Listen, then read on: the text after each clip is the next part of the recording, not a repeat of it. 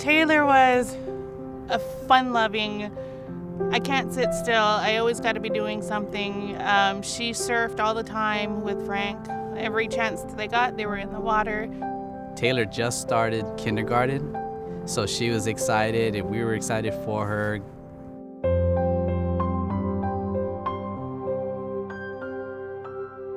Taylor was 5 when she started feeling ill. So we had gone to the pediatrician and trying to figure out, what's causing these high fevers. We can't figure out what's going on. We need to do blood work. And we found out that her white blood cells were very high.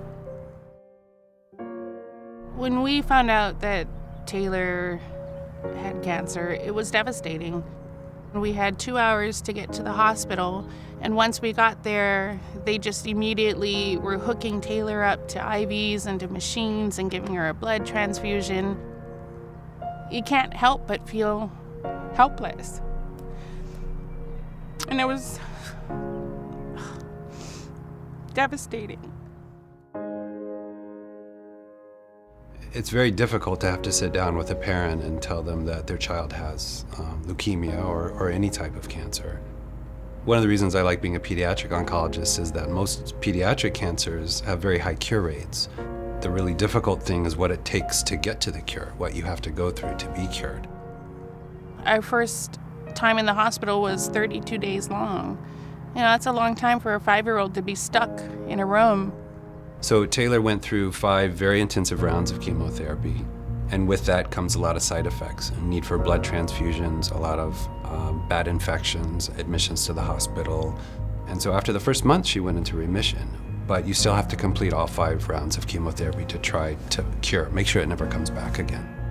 Taylor spent her 6th birthday party in here, and Robin and her staff made it very special during the hard times and so forth, but it did bring a smile to her face.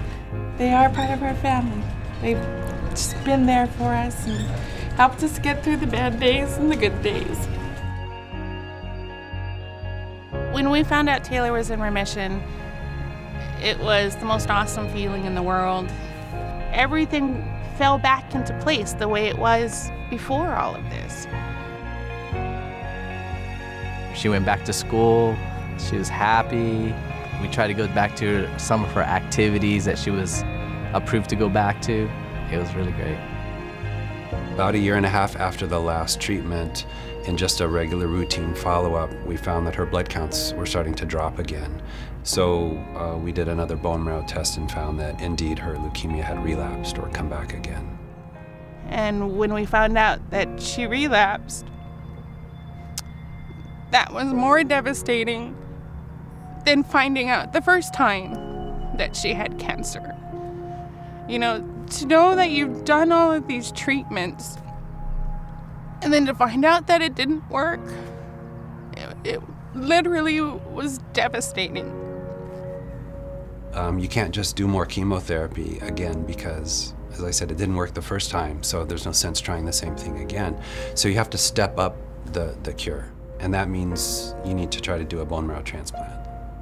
Well, because she didn't have a fully matched donor, we needed to do what's called a haploidentical, or just a half match. So that means that one of her parents could serve as a donor for her. I was going to be the match for the bone marrow transplant. What father wouldn't give anything to his daughter so she could survive? Taylor was the first patient in Hawaii that we were able to do this transplant using a more intense transplant regimen. If we would have gone to the mainland, I think it would have been definitely harder. That we were able to stay here in Hawaii with our friends and our family and to get the love and support that helped us tremendously to get through all of the challenges that we have faced. Taylor did really well with the transplant. It seemed to work. Her bone marrow and the leukemia with it seemed to be gone. Her father's bone marrow grew in and was working really well. After Taylor's transplant, we found out she was in remission again. And again, we were really, really happy. That was the best news, even better than hearing it the first time, because going through this thing again, it was so much more difficult the second time around. The road to recovery was tough. Her self-confidence was very low. So I got her out and tried to turn that into a positive situation where I tried to show her that she can still do things and get out there and still be healthy and have fun. She loves to ride her bike. She loves cooking. She plays drums. She's in the school band now. But I think her most favorite thing to do in the whole wide world is to horseback ride. So the first thing I learned was how to get my horse ready, how to saddle it up, and then how to ride it in the basics. When I'm on a horse, it makes me feel strong and I'm out and free and like I'm not cramped up like I usually would be in the hospital. She's definitely grown into that 12-year-old that I always remember before any of this happened. Beating cancer is huge. That's something even adults don't do. But she did it twice. On behalf of the hospital, we are so excited for Taylor to be doing so well and going on the journey as being part of the Children's Miracle Network. What she's accomplished is really the essence of what we do here. It's all about family-centered care, it's about heart, it's about the Ohana. If there was another kid that was going through the same thing that I went through, I would tell them to be strong and stay strong, and it's all right because they'll make it through.